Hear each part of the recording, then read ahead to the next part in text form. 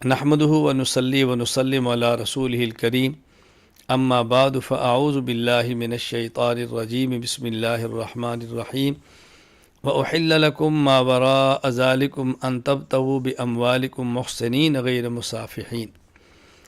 چوتھے پارے کے آخر میں محرمات کا ذکر تھا کہ جن سے نکاح کرنا جائز نہیں۔ اب ان عورتوں کا ذکر ہے کہ جن کے ساتھ نکاح کرنا جائز ہے، محللات کا ذکر ہے۔ یہاں بتایا کہ نکاح سے مقصود پاک دامنی ہے، محض اپنی شہوت کو پورا کرنا مقصود نہیں۔ نکاح کا ایک بہت بڑا مقصد یہ ہے کہ انسان پاک دامن ہو، نامحرم عورت کی طرف اس کی نگاہ نہ اٹھے۔ اولاد بھی مقصد ہے اور بھی مقاصد ہیں۔ یہاں اللہ تعالیٰ نے متع کو بھی حرام قرار دیا ہے، متع حرام ہے۔ متع کا خلاصہ کیا ہے؟ کوئی عورت شوہر کے ساتھ یا شوہر نہ کوئی عورت کسی مرد کے ساتھ یا مرد کسی عورت کے ساتھ طے کر لے کہ اتنے وقت تک کے لیے اتنے پیسے کے عوض میں تمہیں اپنے نکاح میں رکھوں گا اور اس پہ گواہ موجود نہ ہوں، یہ متع ہے۔ باقی اگر گواہ بھی ہوں، حق مہر بھی ہو، وہ تو متع نہیں، وہ تو نکاح ہے، اور اس میں طے شدہ کہ جب تک زندہ رہے تو میری بیوی بن کے رہو گی، ہاں کسی وجہ سے طلاق ہو جائے تو الگ ہے۔ بہرحال شریعت نے نکاح کو حلال قرار دیا ہے اور متع کو شریعت نے حرام قرار دیا ہے۔ الرجال قوامون علی النساء، مرد کو اللہ تعالیٰ نے عورت پر فوقیت عطا فرمائی ہے، برتری عطا فرمائی ہے۔ اس کی بنیادی دو وجہ ہیں۔ نمبر ایک، عورت کے اخراجات مرد پورے کرتا ہے۔ دوسری وجہ، فطرت اور طبیعت ہی اللہ نے ایسی بنائی ہے کہ مرد عورت سے برتر ہوتا ہے، مرد کو فوقیت حاصل ہوتی ہے۔ لیکن یہ باتیں نشین فرمائیں، یہ ہر فرد کے لیے نہیں ہے، بلکہ یہاں پر فطرت انسانی کو بتایا گیا۔ ممکن ہے کوئی عورت مقام اور عظمت میں مردوں سے اعلیٰ ہو، جس طرح ازواج مطہرات امہات المومنین کائنات کے ہم جیسے کیا کروڑوں امت کے افراد اور مردوں سے افضل ہیں۔ اسی طرح ممکن ہے کوئی عورت جسمانی طاقت میں کسی مرد سے بہتر ہو، کوئی عورت عبادت میں کسی سے آگے نکل جائے، کوئی علم و فضل کمال میں آگے نکل جائے۔ افراد کی بات یہاں نہیں ہو رہی، یا جنس سے عورت اور جنس سے مرد کی بات کی جا رہی ہے کہ مرد کی جنس عورت کی جنس سے برتر ہے، طاقتور ہے، اس کو فوقیت اللہ تعالیٰ نے عطا فرمائی ہے۔ فاعظوہن واہجروہن فی المضاجع واضربوہن، اگر بیوی نافرمان بن جائے اور سرکش بن جائے، خامد کی اطاعت نہ کرے، تو شریعت نے بتایا کہ پہلے اس کو سمجھایا جائے، نصیحت کی جائے، برے انجام سے باخبر کیا جائے۔ پھر بھی نہ مانے تو اس کا بستر الگ کر دیا جائے۔ پاک دامن عورت کے لیے بہت بڑی سزا ہے کہ شوہر ناراض ہو کر بستر الگ کر دے۔ پھر بھی نہ مانے تو اس کی سرکشی ختم نہ ہو تو شرعی حدود میں رہتے ہوئے مناسب اس کی سزا دی جائے۔ مناسب کا مطلب یہ کہ یہ نہیں کہ ڈنڈے سے ماریں، زخم ہوں، نشانات ہوں، ہلکی سی پٹائی کرو جیسے اس کو تنبیہ ہو کہ میں متاحت اور مجھے خیال کرنا چاہیے۔ ہاں اس کے باوجود بھی اگر ان پہ موافقت نہ ہو سکتی ہو تو پھر ایک شوہر کی جانب سے حکم ہو، ایک عورت کی جانب سے ہو، اللہ تعالیٰ ان کو توفیق عطا فرمائے تو بہتر فیصلہ کریں۔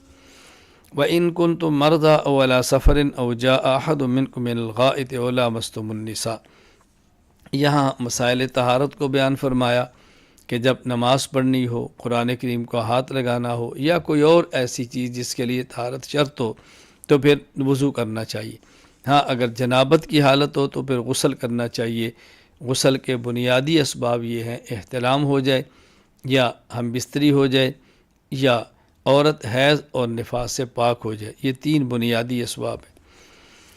فَلَمْ تَجِدُوا مَاءً فَتَيَمَّمُوا صَعِيدًا طَيِّبًا، اگر پانی موجود نہ ہو اور غسل کی حاجت ہو، پانی موجود نہ ہو اور وضو کی ضرورت ہو، تو پھر تیمم پاک مٹی پہ یا جو مٹی کی جنس میں سے ہو اس پر کر لیا جائے۔ مٹی کی جنس کا معنی جو جلانے سے جلے نہ، یہ مٹی کی جنس ہوتی ہے۔ ان اللہ یأمرکم ان تؤدوا الامانات الی اہلها، اگرچہ اس آیت کا شان نزول تو خاص ہے کہ رسول اکرم صلی اللہ علیہ وسلم کو عثمان بن طلحہ نے جو کعبہ کی کنجی بردار تھے بیت اللہ میں داخل ہونے سے روکا، تو نبی کریم صلی اللہ علیہ وسلم فرمایا ایک وقت آئے گا کہ تم یہ کعبہ کی کنجی مجھے دو گے اور پھر مجھے اختیار ہوگا جس کو میں چاہوں۔ وقت آیا فتح مکہ کے موقع پر رسول اکرم صلی اللہ علیہ وسلم نے کنجی ان سے لی اور اس کے بعد فرمایا کہ میں اب یہ کنجی تمہیں دیتا ہوں، اب یہ ہمیشہ تمہارے ہی خاندان کے اندر رہے گی۔ لیکن اس سے مقصود صرف یہ نہیں بلکہ عمومی حکم یہ ہے کہ امانت کو ادا کرنا چاہیے، جو جس شخص کا اہل ہو، جس چیز کا اہل ہو، اس کی چیزیں اسی کو دینی چاہیے۔ یا ایھا الذین آمنوا اطیعوا اللہ و اطیعوا الرسول و اولی الامر منکم، یہاں بتایا ایمان والوں کو کہ اللہ کی اطاعت کرو، اللہ کے رسول کی اطاعت کرو اور فقہا کی اطاعت کرو۔ اصل اطاعت تو اللہ کی ہے، لیکن ہم اللہ کو دیکھ نہیں سکتے، اللہ کی بات سن نہیں سکتے، اللہ اور اس کے ہمارے درمیان واسطہ پیغمبر ہے تو پھر پیغمبر کی اطاعت کی جائے۔ پیغمبر عربی ہیں، ہم اجمی ہیں، ہم نبی کی بات کو سمجھ نہیں سکتے، اس کے لیے فقہا کی اطاعت کی جائے کہ جو پیغمبر کی بات ہمیں سمجھائیں۔ فَإِن تَنَازَعْتُمْ فِي شَيْءٍ فَرُدُّوهُ إِلَى اللَّهِ وَالرَّسُولِ، یہاں حکم دیا گیا علماء اور فقہا کو۔ عام آدمی تو بات مانے اللہ کی، اللہ کے رسول کی، علماء کی، اور اگر علماء میں کسی مسئلے پر اختلاف ہو جائے تو پھر یہ لوگ قرآن کریم اور حدیث پاک میں غور کر کے اجتہاد کریں اور قیاس کریں۔ وَلَوْ أَنَّهُمْ إِذ ظَلَمُوا أَنفُسَهُمْ جَاءُوكَ فَاسْتَغْفَرُوا اللَّهَ وَاسْتَغْفَرَ لَهُمُ الرَّسُولُ، یہاں بتایا اگر کسی شخص سے گناہ ہو جائے، کبیرہ بڑا گناہ، وہ نبی کریم صلی اللہ علیہ وسلم کے پاس جائے اور ان سے گزارش کرے کہ وہ اللہ سے اس کے لیے دعا مانگے، استغفار کریں، رسول اکرم صلی اللہ علیہ وسلم اس کے لیے استغفار کرے تو اللہ اس کو معاف فرما دیتے ہیں۔ یہ جس طرح حکم حضور اکرم صلی اللہ علیہ وسلم کی اس زندگی میں تھا، اسی طرح حکم آج بھی ہے آپ کی اخروی زندگی میں، برزخی زندگی میں۔ کوئی شخص یہاں سے جائے مدینہ پاک، روضہ پاک پر جا کے رسول اکرم صلی اللہ علیہ وسلم خدمت میں سلام عرض کرے، پھر درود پاک پڑھے، پھر آپ سے درخواست کرے کہ حضور میں نے گناہ کیا ہے، میں اللہ سے توبہ کرتا ہوں، آپ بھی میرے لیے اللہ تعالیٰ سے معافی مانگیں، نبی کریم صلی اللہ علیہ وسلم اس کے لیے معافی مانگتے ہیں، اللہ تعالیٰ اس کو معاف فرما دیں گے۔ انعم اللہ علیہ من النبیین والصدیقین والشہداء والصالحین، سورۃ الفاتحہ میں اللہ سے دعا مانگی، یا اللہ ہمیں صراط مستقیم پر چلا۔ ہمیں بتایا گیا کہ صراط مستقیم وہ راستہ ہے جس پر وہ لوگ چلیں جن پر خدا نے انعام کیا، اور یہاں بتایا گیا کہ جن پر اللہ نے انعام کیا وہ کون ہیں؟ انبیاء، صحابہ، شہداء اور اولیاء اللہ۔ یہ چار طبقات وہ ہیں جو اللہ تعالیٰ کے مخصوص انعام یافتہ لوگ ہیں۔ وَلَوْ رَدُّوهُ إِلَى الرَّسُولِ وَإِلَى أُولِي الْأَمْرِ مِنْهُمْ، اس آیت میں بڑا واضح لفظ فرمایا گیا کہ جب کسی مسئلے میں اختلاف ہو جائے تو اللہ کے رسول کی طرف لوٹایا جائے اور فقہا کی طرف لوٹایا جائے۔ فقہاء کرام اس میں غور کر کے مسئلہ بتا دیں، اہل علم بتائیں، تو یہاں صاف صاف معلوم ہوتا ہے کہ تقلید کرنا جائز ہے، تقلید کرنا جائز ہے۔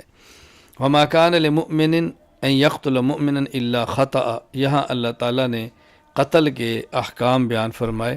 مسلمان کی شان کے لائق نہیں ہے وہ کسی مسلمان کو جان بوجھ کر قتل کرے۔ ہاں اگر کوئی مسلمان اگر قتل کر دے اور جس کو قتل کیا وہ بھی مسلمان ہے اور دارالاسلام میں ہے اور قتل خطا ہوا ہے، جان بوجھ کے نہیں مارا، تو اس کو دیت بھی دینی پڑے گی جو کہ 100 اونٹ ہے یا 10,000 دینار ہیں، اور کفارہ بھی دینا پڑے گا کہ غلام کو آزاد کرے، اگر نہیں ہے تو 2 ماہ مسلسل روزے رکھے۔ اسی طرح اگر ذمی ہے اور دارالاسلام کے اندر رہتا ہے، ذمی ہے، کافر ہے، مسلمانوں کا معاہدہ اس کیا ہوا ہے، تو وہاں بھی قاتل پر کفارہ بھی ہے اور دیت بھی ہے۔ ہاں اگر مسلمان ہو، دارالحرب میں ہو، اسے غلطی سے کوئی مسلمان قتل کر دے تو وہاں کفارہ ہوگا، وہاں دیت نہیں ہوگی۔ وَإِذَا ضَرَبْتُمْ فِي الْأَرْضِ فَلَيْسَ عَلَيْكُمْ جُنَاحٌ أَن تَقْصُرُوا مِنَ الصَّلَاةِ، یہاں پر نماز قصر کا ذکر کیا ہے کہ جب انسان سفر کے اندر ہو تو قصر نماز کرے۔ 77 کلومیٹر کے اگر سفر کی نیت سے گھر سے نکل پڑے تو جب بستی کی حدود سے باہر چلا جائے تو قصر کرنا اس کے ذمے ضروری ہے، یعنی آدھی نماز پڑھنا ضروری ہے، مکمل نماز نہیں پڑھ سکتا۔ 4 رکعت والی کو 2 رکعت پڑھے گا، 3 رکعت والی کو 3 رکعت ہی پڑھے گا جو مغرب کی ہے۔ ہاں البتہ وتر مکمل پڑھنے پڑیں گے، اور اگر سفر جاری ہو تو سنتیں چھوڑ دے، اگر کہیں ٹھہرا ہوا ہو تو بہتر ہے پڑھ لے، لیکن نہ پڑھے تو گناہ نہیں ہوگا۔ ومن یشاقق الرسول من بعد ما تبین له الہدی ویتبع غیر سبیل المؤمنین نولہ ما تولی ونصلہ جہنم۔ اس آیت کریمہ سے پتہ چلا کہ جس مسئلے پر مسلمان جمع ہوں، امت کا اجماع ہو، وہ حجت ہے اور اس کو ماننا چاہیے، اور جو شخص اجماع کا انکار کرے اس کو دو سزائیں ملتی ہیں۔ دنیا میں اس کو ہدایت نہیں ملتی، ضلالت ملتی ہے، گمراہی ملتی ہے، آخرت میں اس کو جنت نہیں ملتی بلکہ جہنم ملتی ہے۔ اجماع امت دلیل شرعی ہے۔ مذبذبین بین ذالک لا الہ الا ولا الہ الا، یہ منافقین کا معاملہ بنایا کہ منافقین کا معاملہ سب سے جدا ہے، یہ بیچارے نہ ادھر کے ہیں نہ ادھر کے ہیں، نہ عزت والے نہ ذلت والے، بلکہ ذلت ہی ذلت اس کے مقدر میں رہتی ہے، بھٹکتے رہتے ہیں ہر وقت۔ منافق کی زندگی بہت بدتر ہے، اور منافق جہنم کے سب سے نچلے گڑھے، نچلے طبقے کے اندر ہوگا۔